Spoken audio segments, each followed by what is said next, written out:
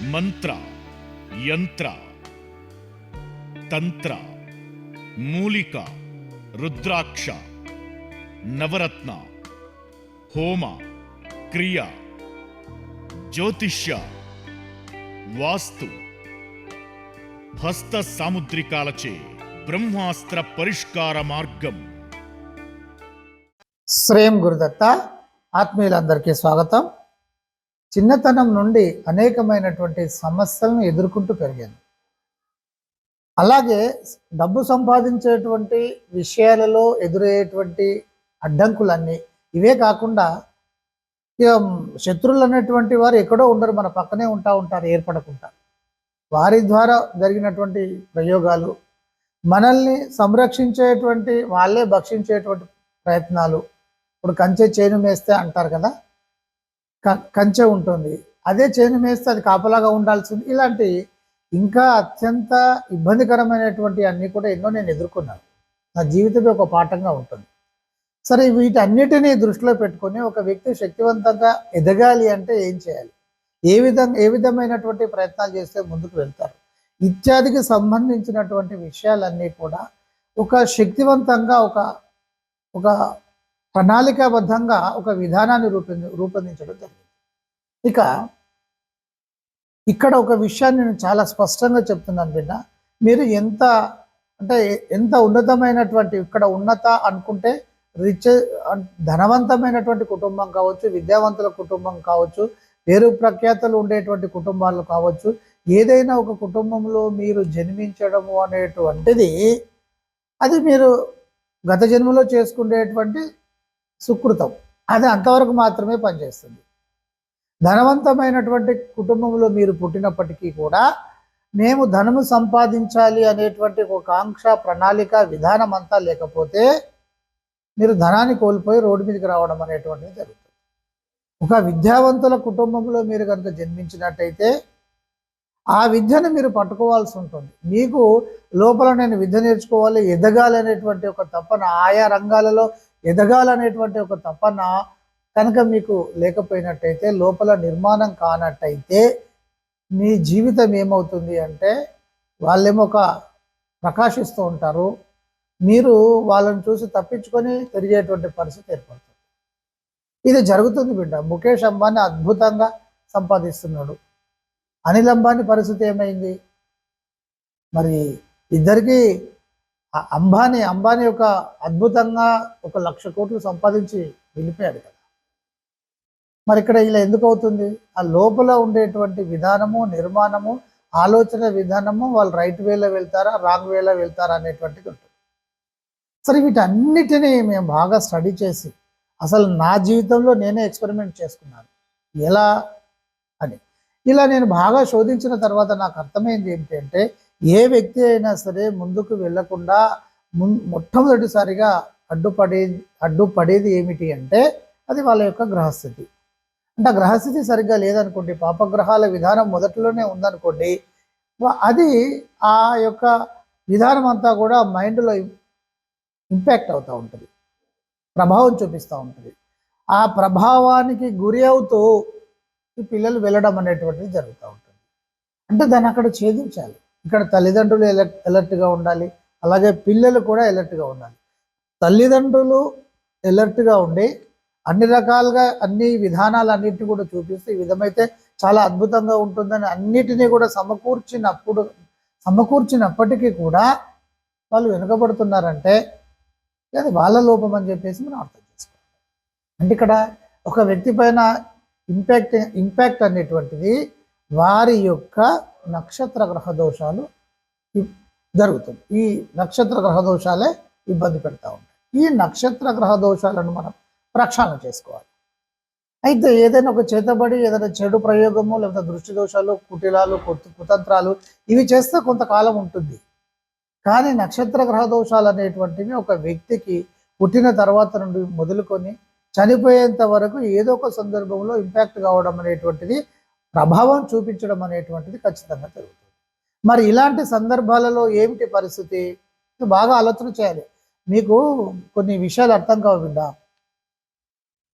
ఇప్పుడు ఒక్కొక్క కుటుంబంలో ఒక కొడుకు పుట్టాడు అనుకుందాం. కొడుకు పుట్టాడు లేదా కూతురు పుట్టింది, వారి యొక్క గ్రహస్థితి వాళ్ళు అనుభవించాలి అంటే డబ్బులు బాగా సంపాదించేటువంటి విధానమైన కుటుంబంలో మేము జన్మించాలనేటువంటిది కనుక వాళ్ళ ఆ విధానంలో ఉంటే కనుక తల్లిదండ్రులు విపరీతంగా సంపాదిస్తూ వెళ్ళిపోతూ ఉంటారు. ఒక్కొక్కరు జన్మిస్తే ఉన్నాయని పోతూ ఉంటాయి. ఇది కర్మరీతి ఇవన్నీ జరుగుతుంది. అందుకని సరే రుణానుబంధ రూపాలుగానే మనకి రిలేషన్స్ అనేటువంటి ఏర్పడుతూ ఉంటాయి. అందుకని మీరు అర్థం చేసుకోవాల్సింది ఏంటంటే ఇక తల్లిదండ్రులు కావచ్చు, అటు పిల్లలు కావచ్చు, అలర్ట్గా ఉండాలి ప్రతి క్షణం కూడా ఎక్కడ ఏం జరుగుతుంది అనేది. ఇక పిల్లలు అనేది ఇంకా వేరే దృష్టి కాదు, వాళ్ళకి ఏం కావాలో దానిపైన దృష్టి పెట్టి వెళ్తూ ఉండాలి. మిగతాదంతా కూడా తల్లిదండ్రులు చూసుకుంటూ ఉండాలి. అంటే ఒక వ్యక్తి పైన 200% ఖచ్చితంగా నక్షత్ర గ్రహ దోషాల ప్రభావం అనేటువంటిది ఉంటుంది. అది పుట్టినప్పటి నుండి మొదలుకొని చనిపోయేంత వరకు కూడా ఇంపాక్ట్ అవుతూ ఉంటుంది. మనము దానికి చెక్ చెప్పేటువంటి పరిస్థితిని మనం తయారు చేసుకోవాలి. ఇది ఒక శక్తివంతమైనటువంటి విధానం ఉంటుంది. మనం గ్రహ స్తంభనం చేస్తామా, గ్రహ స్తంభన చేస్తూ నిర్వీర్యం చేస్తామా, లేకపోతే నిరంతరం ఒక శక్తివంతమైనటువంటి ఉపాసన విధానంలోకి వెళ్ళిపోతామా? అయితే గుర్తుపెట్టుకోండి, ఏదైనా సరే దైవం యొక్క శక్తిని మనం తీసుకుంటే ఆ దైవం యొక్క శక్తి మీకు చాలా ప్రొటెక్షన్గా ఉండడం అనేటువంటిది జరుగుతుంది. ఇది గుర్తుపెట్టుకోండి. ఇక రెండో విషయం ఏమిటి అంటే మనకు ముందుకు వెళ్ళేటువంటి కొంతమంది జాతకం చూస్తే చాలా అద్భుతంగా ఉంటుంది. అసలు ఏమి జాతకం నాయన చాలా అద్భుతంగా ఉంది, ఇలా ఉండాలి జాతకం అంటే అనిపిస్తుంది. కానీ వాళ్ళ పరిస్థితి ఎలా ఉంటుందంటే గురుగారు ఇప్పుడు ఈఎంఐలు కట్టుకోవడం కష్టంగా ఉంది, ఒక్కొక్కసారి పండుగలకు పిల్లలకు బట్టలు తీసుకోవడము, ఆ ఫెస్టివల్ లాంటివి చేసుకోవాలంటే చాలా కష్టంగా ఉంది, పైసా ఇబ్బంది అవుతుంది గురుగారు. ఒక్కొక్కసారి రోడ్డు మీదకి అంటే సూసైడ్ చేసుకోవాలి అనేటువంటి పరిస్థితి ఏర్పడుతుంది. దాదాపు మేము రోడ్డు మీదకి వచ్చేసాం గురుగారు అంటారు. జాతకం చూస్తే చాలా అద్భుతమైనటువంటి విధానంగా ఉంటుంది. మరి జనరల్గా అయితే జాతక స్థితి అద్భుతంగా ఉన్నప్పుడు ఇంత దారుణమైనటువంటి పరిస్థితి ఉండకూడదు కదా, మరి ఎందుకు ఉంటుంది అనుకున్నప్పుడు ఇందులో ఇతరుల ప్రభావం విపరీతంగా ఉంటుంది. ఇతరుల ప్రభావం అంటే అది ఏదైనా కావచ్చు.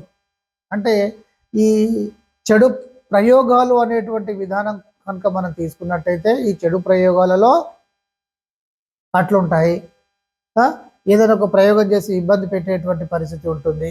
ఇంటిలో విధ్వంసన ప్రయోగాలు చేస్తూ ఇంటిలో గొడవలు పెట్టేటువంటి పరిస్థితి, ఇలా రకరకాలుగా మీరు ముందుకు వెళ్ళకుండా అడుగడుగున ఆటంకాలు కల్పించేటువంటి విధానము ప్రయోగాల ద్వారా ఉంటుంది. సరే అందరూ బాగానే ఉన్నట్టు అనిపిస్తూ ఉంటుంది, ఎంతో ప్రేమగా ఉంటూనే లోపల ఇవన్నీ చేపిస్తూ ఉంటారు. మరి దీన్ని ఎలా ఎదుర్కొంటారు? నా జీవితంలో చాలా ఇలాంటివి జరిగాయి. మరి ఎలా అనుకున్నప్పుడు ఇది ఒక విధానం అయితే, ఇంకొక రకంగా ఎలా వస్తారు అంటే కుటిల కుతంత్రాలు చేస్తూ ఉంటారు. కుటిల కుతంత్రాలు అంటే మీరు వెళ్ళేటువంటి రూటు రైట్ అయితే అది రాంగ్ అని చెప్పడం కానీ, మిమ్మల్ని ఇన్ఫ్లుయెన్స్ చేసేటువంటి ప్రయత్నాలు కానీ, లేకపోతే మీ పిల్లలకు రకరకాలుగా చెప్పేసేస్తూ వాళ్ళను డైవర్ట్ చేసి మీకు శత్రువులుగా మార్చడం కానీ, లేకపోతే మీ కుటుంబంలోనే చిచ్చు పెట్టేటువంటి భార్యాభర్తలు గొడవ పెట్టేటువంటి విధానాలు కానీ, ఇలా రకరకాలుగా ప్రయత్నపూర్వకంగా చేస్తారు. కొంతమంది అయితే ఏం చేస్తారు, ప్రయోగాలు చేసేసుకుంటూ వదిలేపిస్తుంటారు. ఇంకా రెండో విధానం ఏమిటి అంటే కుటిల కుతంత్రాలు, ఫిజికల్గా వీరి యొక్క కుతంత్రమైనటువంటి ఆలోచనలను ఇలా చేస్తూ ఉంటారు. మరి దీన్ని ఎలా కట్ చేసుకుంటూ మీరు ముందుకు వెళ్తారు? ఇదొక విధానం అయితే ఇంకొక విధానం ఏంటంటే ఇటు నక్షత్ర గ్రహ దోషాల వలన కావచ్చు, ఇటు ప్రయోగాల వలన ఏం జరుగుతుందంటే దీని యొక్క ఇబ్బంది అంతా కూడా మీరు పడి అచేతనంగా మీరు తయారు కావడం జరుగుతుంది. అంటే మీకు ఇక ఎనర్జీ ఉండదు, మీరు ముందుకు వెళ్ళేటువంటి పరిస్థితి అనేది ఉత్పన్నం కాదు. అంటే ఒక చనిపోయిన శవంలాగా మీ పరిస్థితి అనేటువంటిది ఉంటుంది. మరి దీని నుండి మీరు ఎలా బయటపడాలి? ఇది ఒక విధానం అయితే ఇంకొకటి ఏమిటి అంటే ఒక మంచి కుటుంబ స్థితిలో పుట్టినప్పటికీ కూడా సెల్ఫ్ డిస్ట్రాయ్ అవుతూ ఉంటారు. సెల్ఫ్ డిస్ట్రాయ్ అంటే ఏ విధంగా వెళ్ళాలో ఆ విధంగా వెళ్ళకుండా వీరు ఏదో అన్నీ తమకే తెలుసు అనేటువంటి విధానంగా ముందుకు వెళ్ళిపోతూ ఉంటారు. మేము ఇంత అనుభవం వచ్చింది, ఇన్ని సమస్యలు ఎదుర్కొన్నాము, విజయవంతంగా ఎన్నిటినో ఛేదించుకుంటూ వచ్చాము, శక్తివంతంగా మేము ముందుకు కదులుతున్నప్పటికీ కూడా మేము ఏమనుకుంటామంటే ఏముందిలే అసలు అనంతమైనటువంటి ఈ విషయంలో మనం ఎంత, మన స్టోరీ ఎంత, మనం తెలుసుకున్న నాలెడ్జ్ ఎంత. ఈ స్థితి మిమ్మల్ని గొప్ప వాళ్ళకి తీసుకెళ్తుంది, గొప్ప స్థితికి తీసుకెళ్తుంది.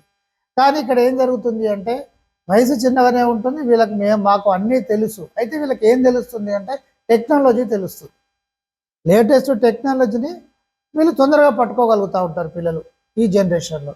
సో ఈ టెక్నాలజీ తెలియడం మూలాన మాకు అన్నీ తెలుసు, వీళ్ళకి ఏమి తెలియదు అనేటువంటి ఒక భ్రమలో వీళ్ళు సెల్ఫ్ డిస్ట్రాయ్ అవుతూ ఉంటారు, మొత్తం రాంగ్ రూట్లోకి వెళ్ళిపోతూ ఉంటారు. ఇక ఇదే కాకుండా కొంతమంది కరెక్ట్గా వెళ్తూనే ఉన్నట్టు అనిపిస్తుంది, డిసిషన్స్ అన్నీ కూడా రాంగ్ అవుతూ ఉంటాయి, నిర్ణయాలు అన్నీ రాంగ్ అయిపోతూ ఉంటాయి. ఒక నిర్ణయం మీ జీవితాన్ని మార్చివేస్తుంది బిడ్డ. సరి అయినటువంటి నిర్ణయం అయితే మిమ్మల్ని ఉన్నతమైనటువంటి స్థితికి తీసుకువెళ్తుంది. సరి అయినటువంటి నిర్ణయం కాకపోతే మాత్రము మీ జీవితం అతలాకుతలపై రోడ్డు మీదకి వస్తుంది, కొన్ని సూసైడ్ వైపే వెళ్ళిపోతాయి. సరైనటువంటి విధంగా బిజినెస్ చేయకపోతే, పార్ట్నర్షిప్లో పార్ట్నర్ని సెలెక్ట్ చేసుకోకపోతే, లేదా ఒక మ్యారేజ్ సరైనటువంటి వ్యక్తితో కాకపోతే, ఇలాంటి అన్నీ జీవితం ఎంత దుర్భరంగా ఉంటుంది, అది ఊహించడానికి కూడా కష్టంగా ఉంటుంది, చాలా ఇబ్బందికరంగా ఉంటుంది. అంటే ఒక వ్యక్తికి ఎన్ని ఉన్నాయి చూడండి, తనకు తాను పూర్తిగా తెలుసుకొని వెళ్ళలేడు. ఇక్కడ కొంతమంది చాలా శక్తివంతంగా ఆలోచన చేయగలుగుతారు, ముందుకు వెళ్ళడానికి ప్రయత్నం చేస్తూ ఉంటారు. నక్షత్ర గ్రహ విధానాలు ఎలా ఉన్నప్పటికీ కూడా ఈ ముందుకు వెళ్ళేటువంటి విధానంలో కొంతవరకు చాలా అద్భుతంగా ముందుకు వెళ్తారు. కానీ ఇక ఆ తర్వాత కింద పోవడము, లేకపోతే విపరీతమైనటువంటి సమస్యలు రావడము, ఇలా ఇక అక్కడ దాకా వెళ్ళి ఇక అక్కడ నుండి ముందుకు వెళ్ళలేక, కక్కలేక, మింగలేక ఇక అక్కడే ఇబ్బందిగా ఉండేటువంటి విధానం జరుగుతుంది. అంటే చూడండి, ఒక వ్యక్తికి ఎన్ని సమస్యలు ఉంటాయి, నక్షత్ర గ్రహ దోషాలు ఉంటాయి, పరప్రయోగాలు ఉంటాయి, కుటిల కుతంత్రాలు ఉంటాయి, సెల్ఫ్ డిస్ట్రాయింగ్ ఉంటుంది, తెలిసి తెలియక ముందుకు వెళ్ళడము జరుగుతుంది, డిసిషన్స్ రాంగ్స్ అవుతూ ఉంటాయి. ఇలా మీరు ఏది చూసినా కూడా చాలా ఇబ్బందిగా కొంతమంది వస్తూ ఉంటారు. వాళ్ళు ఒక స్థాయిలోకి వెళ్ళిపోతారు. ఒక నిర్ణయం ఈ మధ్యనే ఒక 3 days కింద ఒకరు వచ్చారు, ఏమీ లేని స్థాయి నుండి ఒక 5 కోట్ల వరకు సంపాదించుకున్నారు. పరిస్థితి ఏమిటి అంటే ఇప్పుడు ఒక నిర్ణయం రాంగ్ అయిపోయింది. ఒక నిర్ణయం రాంగ్ వల్ల 3 కోట్లు పోయినాయి. 3 కోట్లు. ఇప్పుడు ఆయన పరిస్థితి ఏమిటంటే ఇంకా అంటే ఒక షాక్, ఇది బిత్తరపోయాడు, ఏం చేయాలో అర్థం కావట్లేదు. అందరూ అంటే ఓహో ఆహా అని చెప్పేసి కీర్తించినటువంటి వాళ్ళ ముందు తలదించుకోవాల్సినటువంటి పరిస్థితి. ఏం చేయాలో అర్థం కాక తల అటు ఇటు చూపుతూ, ఇక కొంతమంది తట్టుకోలేనటువంటి వారు సూసైడ్ వైపు వెళ్ళిపోతుంటారు. అంటే ఇవన్నీ ఉంటాయి. ఇదంతా కూడా నేను బాగా పరిశోధన చేసి ఒక అద్భుతమైనటువంటి ఒక సబ్జెక్టు నేను తయారు చేయడం జరిగింది. ఎవరైనా సరే గురుగారు పరిపూర్ణంగా నేను ముందుకు వెళ్ళాలి అని కనుక వచ్చినట్టయితే వాళ్ళకు అన్ని రకాలుగా నేను ముందుకు తీసుకెళ్లేటువంటి ప్రయత్నం చేస్తాను. అయితే ఇక్కడ ఒక కండిషన్ ఏంటంటే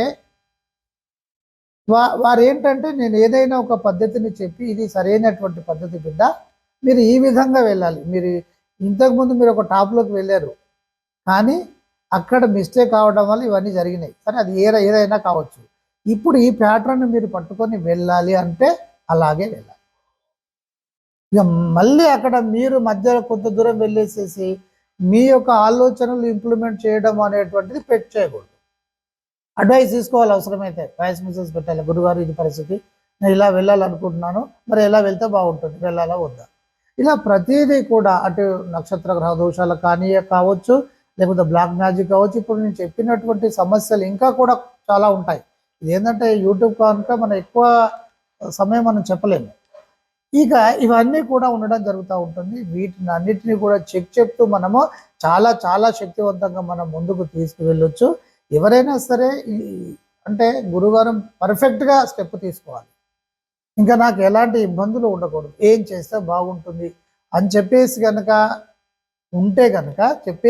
వస్తే కనుక వాళ్ళను చాలా శక్తివంతంగా నేను ముందుకు తీసుకెళ్తాను. ఇటు ఏ గ్రహస్థితి మనల్ని ఏమి చేయజాలదు, గుర్తుపెట్టుకోండి. ఎంతటి పరప్రయోగానైనా కూడా తుత్తునీయలు చేయొచ్చు. అది ఏదైనా సరే. తర్వాత మీ జీవితాన్ని మీరు ఒక అద్భుతంగా మార్చుకోవచ్చు. చాలామంది లా ఆఫ్ అట్రాక్షన్ అనేటువంటి కోర్స్ చెప్తూ ఉంటారు. ఒక మంచి ఆలోచన చేయడము, పాజిటివ్గా ముందుకు వెళ్ళడం ఇది చాలా మంచి పద్ధతే. కానీ అది నిర్మాణం జరగాలి కదా. నాకు 10 కోట్లు కావాలి, 10 కోట్లు కావాలి, విశ్వమా విశ్వమా అంటే విశ్వం వచ్చి ఇవ్వదు బిడ్డ. మరి మీలో నిర్మాణం లేదు, ఎలా ఇస్తుంది కదా. అంటే మనకు ఒక పద్ధతి ప్రకారం మనం వెళ్ళేటువంటి ప్రయత్నం చేయాలి. గాలిలో దీపం పెట్టి దేవుడా అనేటువంటి ప్రయత్నం ఉండకూడదు. ఒక అతను వచ్చేసి, సరే అతను చనిపోయాడు అనుకోండి, ఆ గురుగారి దగ్గరికి మేము వెళ్ళాము. ఈ లా ఆఫ్ అట్రాక్షన్కి సంబంధించినటువంటి కోర్సు విధానంలో వారు ఏం చెప్పారంటే, మీరు కోరుకుంటూ వస్తే మీరు పని చేయాల్సినటువంటి అవసరం లేదు. ఈ ఎలా వస్తాయి అంటే, ఏం లేదు గురుగారు, ఇది నేను ఒక అతను బాగా కోరుకున్నాడంట, డబ్బులు కావాలి ఒక నెల రోజుల నుండి. ఆయన ఆటోలో వెళ్తున్నాడు. సో పక్క వాళ్ళు బ్యాగ్ మర్చిపోయి వెళ్ళిపోయారు. సో దాన్ని తీస్తే అందులో ఎక్కువ డబ్బులు ఉన్నాయి, 5 లక్షలు 6 లక్షలు ఉన్నాయి, అలా లభిస్తాయి. తర్వాత అతను చెప్పారు. ఇది ఎంతవరకు వాస్తవము? సరే, ఎవరికో ఒకరికి ఏదో ఒక 1,00,000 మందిలోనో 1,00,000 మందిలో ఒకరికో ఇద్దరికో దొరుకుతాయి అనుకుందాం. ఆ ఒక్కరిద్దరికి దొరికేటువంటి వాటి కోసం ఈ 1,00,000 మంది ప్రయత్నం చేస్తారా? అది సరైనటువంటి సరైన విధానమా? కనుక సరైనటువంటి విధానాన్ని పట్టుకుంటే మీరు ఒక గొప్ప స్థితికి వెళ్ళిపోతూ ఉంటారు బిడ్డ. సంవత్సరం మీ జీవితం అంతా మార్పు అనేటువంటిది జరుగుతూ ఉంటుంది. ఒక ఉన్నతమైనటువంటి స్థాయికి వెళ్ళగలుగుతారు. ఇదంతా నా విధానం బిడ్డ. మిమ్మల్ని ఎక్కడ మిస్టేక్ అవుతుంది బాగా అబ్జర్వ్ చేసేస్తూ అక్కడ అలా కాదు ఇలా చేసేసుకోండి.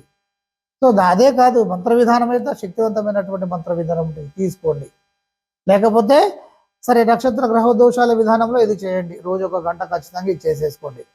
సో నెక్స్ట్ ఈ ఉదయం నుండి సాయంత్రం దాకా ఈ విధమైనటువంటి పద్ధతులు మీరు ఫాలో కావాలి. అద్భుతమైనటువంటి జీవితం మనకు వస్తుంది బిడ్డ.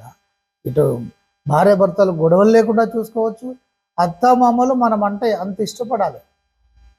అసలు ఎంత అదృష్టమో అనేటువంటి విధంగా వాళ్ళు ఫీల్ కావాలి. అలా మీ ఫ్రెండ్స్ కూడా మీ గురించి గొప్పగా చెప్పుకోవాలి. సొసైటీలో కూడా మీరు ముందుకు దూసుకుంటూ వెళ్ళాలి. మీకు తృప్తి ఉండాలి లైఫ్లో. ఇదంతా ఉంటుంది బిడ్డ. అయితే ఒకటి గుర్తుపెట్టుకోవాల్సింది ఏంటంటే, అది మనం నిర్మాణం చేసుకోవాలి. మనమే. దేవుడు చేస్తాడా అంటే నక్షత్ర గ్రహ దోషాలు తొలగిస్తాడు, లేదా చెడు ప్రయోగాలు ఆపగలుగుతాడు, అడ్డంకులు తొలగిస్తాడు, ముందుకు అవకాశాలు కల్పిస్తాడు. పట్టుకొని మనమే ముందుకు వెళ్ళాలి కదా. ఇదంతా విధానం ఉంటుంది. చాలా శక్తివంతంగా ముందుకు వెళ్ళేటువంటి విషయాలలో ఆటంకాలు ఎదురు కావడానికి ముఖ్యమైనటువంటి కారణము పరప్రయోగాలు కావచ్చు, కట్లు కావచ్చు, లేకపోతే మన గ్రహస్థితి కావచ్చు, ఇది ఇలా ఏదైనా కూడా కావచ్చు. ఇక్కడ చూడండి, ఒక కుటుంబంలో 4 ఉన్నారు అనుకుందాం. 2 పిల్లలు, భార్య, భర్త. తర్వాత తల్లిదండ్రులు కూడా వాళ్ళతోనే ఉన్నారు అనుకుందాం. అంటే ఆ కుటుంబం పైన మొత్తం ఎఫెక్ట్ పడుతుంది. నక్షత్ర గ్రహ దోషాలకు సంబంధించి ఒకరిపైన ఒకరికి పడుతుంది. ఒకరిపైన ఒకరికి అంటే ఎవరి దోషం వాళ్ళకే ఉంటుంది. కానీ ఆ దోషం అనుభవించి ఇప్పుడు ఒక 4 ఉన్నారు, కటిక దరిద్రము అనుభవించేటువంటి పరిస్థితి ఆ కుటుంబంలో 4లో ఎవరికో ఒకరికి ఉంది అని అనుకుందాం. ఆ పరిస్థితి వైపు అతన్ని తీసుకువెళ్తూ ఉంటుంది. కానీ పక్కన సపోర్టింగ్ ఉంటుంది కనుక ఆ సపోర్టింగ్ను కట్ చేసేస్తూ ఆ సపోర్టింగ్ ఇంకా ఇస్తూ ఉంటే వాళ్ళని కూడా ఆ రూట్లోకి తీసుకువెళ్ళేటువంటి ప్రయత్నం జరుగుతూ ఉంటుంది. అందుకే ఎవరు ఎంతవరకు ఏ స్థితిలో ఉండాలో అంతవరకే ఉండాలి. ఎవరికైనా సపోర్ట్ చేసినా కూడా సరే, మన పిల్లలకు తల్లిదండ్రులు ఇది మనం చేయాల్సిందే, మన బాధ్యత, మనం ఎదుర్కోవాలి. దీన్ని కూడా ఎలా ఎదుర్కోవాలో అనేటువంటిది నేను చెప్తున్నాను. దీన్ని కూడా ఎలా స్టాప్ చేసుకుంటూ ముందుకు వెళ్ళాలి. ప్రతి దానికి సొల్యూషన్ ఉంటుంది బిడ్డ. సొల్యూషన్ లేనిది అది ఒక సమస్య కాదు. అది సొల్యూషన్ ఉంటేనే అది ప్రాబ్లంగా ఉంటుంది. ప్రాబ్లం లేకుండా సొల్యూషన్ అనేటువంటిది ఉండదు. సొల్యూషన్ లేకుండా ప్రాబ్లం అనేటువంటిది ఉండదు. ఇవి రెండు ఒకదానికొకటి. ఒకటి ఉన్నది అంటే ఇంకొకటి ఉంటుంది. ప్రాబ్లం ఉందంటే సొల్యూషన్ ఉంటుంది. సొల్యూషన్ లేకుండా ప్రాబ్లం క్రియేషన్ కావాలంటే అది కాదు. ఇది బాగా అర్థం చేసుకోవాల్సినటువంటి విషయం. అందరికీ బ్లెస్సింగ్స్.